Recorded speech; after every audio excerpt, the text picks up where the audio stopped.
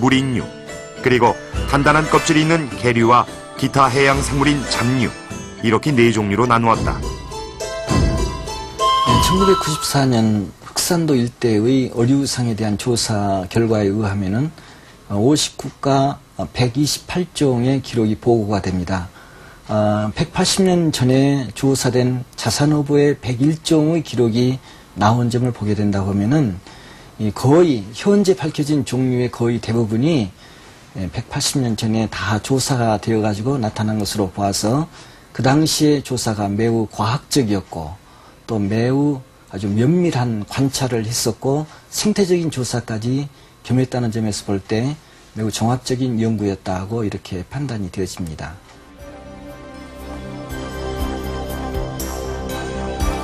자산어부의 종분류법은 이전의 그 어떤 어류 서적에서도 보지 못한 새롭고 독특한 시도였다.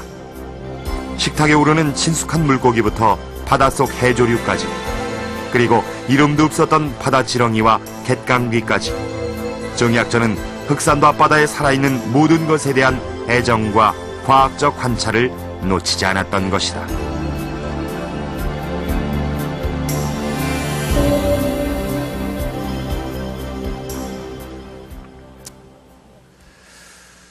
자그마치 226종이나 되는 종류들을 체계적으로 정교하게 분류하고 기록해내다니, 이 저자는 정말 치밀한 사람이었던 것 같습니다. 농어, 도미, 고등어, 이 몸에 비늘이 있는 어류, 또 가오리, 문어, 날치, 몸에 비늘이 없는 어류, 그리고 게, 전복 같은 이 단단한 껍질로 둘러싸인 견갑류, 또 갯강귀, 해조 등으로 분류된 잡류.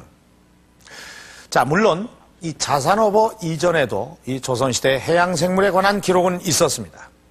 그러나 대부분은 이렇게 여러 동물과 식물을 한꺼번에 다룬 글에 이 어류 부분은 그저 일부로 포함되었을 뿐이죠. 거기다 이 대부분이 중국의 문헌을 이 근간으로 하는 기존의 지식을 정리하는 그런 시기였습니다. 자산어부처럼 이 순수한 해양 생물만을 다룬 그런 책은 거의 없었습니다. 그런데 도대체 이 양반 가문의 선비가 어떻게 이런 책을 쓸 수 있었을까요?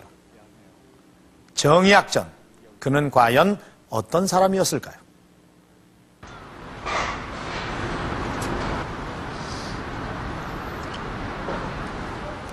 소남 정약전의 저서나 유품은 거의 남아있지 않다.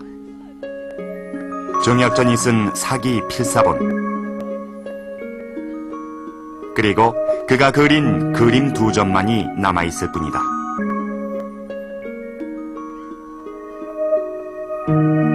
하나하나 세세하게 그려낸 염소의 털, 그리고 얼굴의 눈곱까지, 그의 그림은 대단히 사실적이다. 또 다른 작품 화조도 역시 매우 사실적인 그림이다. 꽃을 하나하나를 섬세하게 표현해냈고 꽃 위를 나는 나비는 살아서 금방이라도 날아갈 듯 묘사됐다.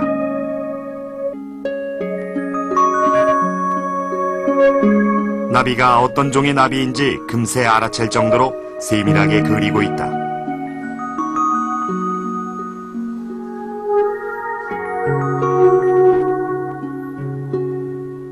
실제 호랑나비와 조금도 다르지 않은 극사실적인 그림이다.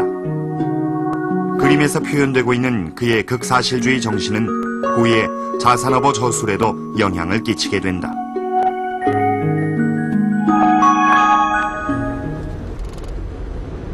그렇다면 그의 사실주의 정신은 과연 어디에서 비롯됐을까?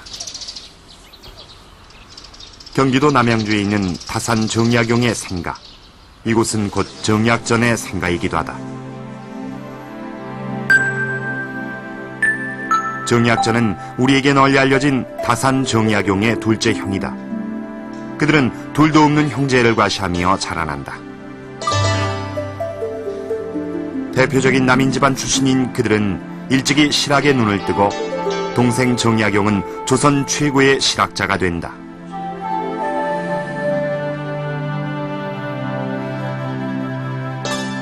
정약전은 성호 이익의 저서를 탐독하며 실학에 깊이 심취하게 된다. 그리고 이익의 책을 통해 잘 알려져 있지 않았던 새롭고 다양한 학문에 눈을 뜨기 시작한다.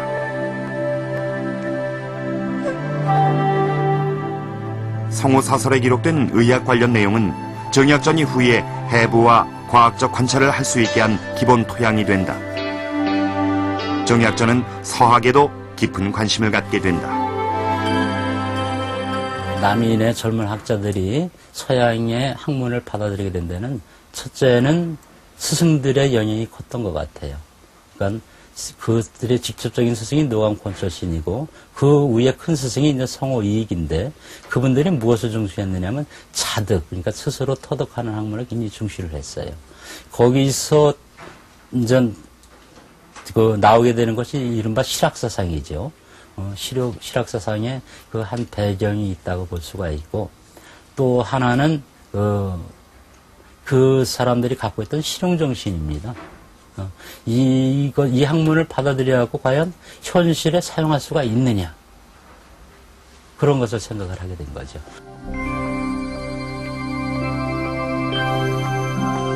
벼슬에 관심을 갖지 않고 새로운 학문에만 빠졌던 정약전은 33이란 뒤늦은 나이에 과거 시험을 쳐 증광별시에 급제한다.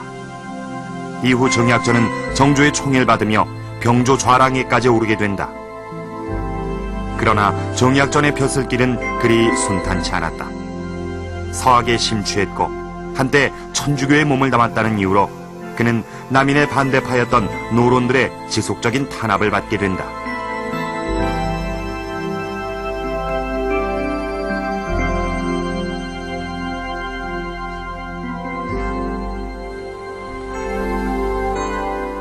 정약전을 아끼던 정조가 죽고 어린 순조가 왕위에 오르자 노론의 주도로 천주교 금암령이 내려진다.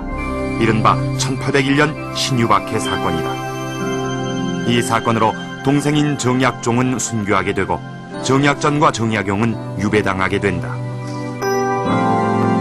기존의 조선의 성리학, 그러니까 기존의 그 사상 질서와 맞지 않음으로 이걸 이단 사고로 했다는 이유, 그것이 배경이 될 수 있죠.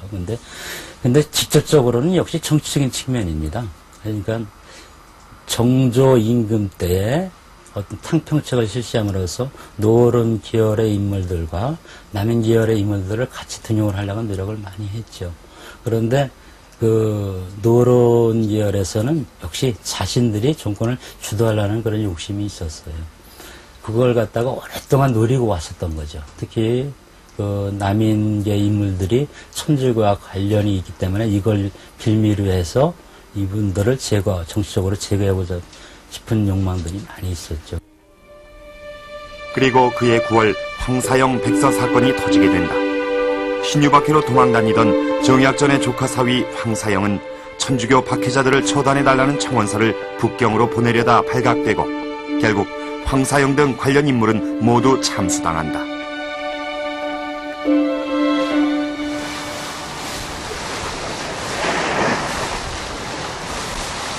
이 사건은 두 형제를 영원히 갈라놓게 한다. 정약전은 흑산도로, 정약용은 강진으로 각각 유배 생활을 떠나게 된다.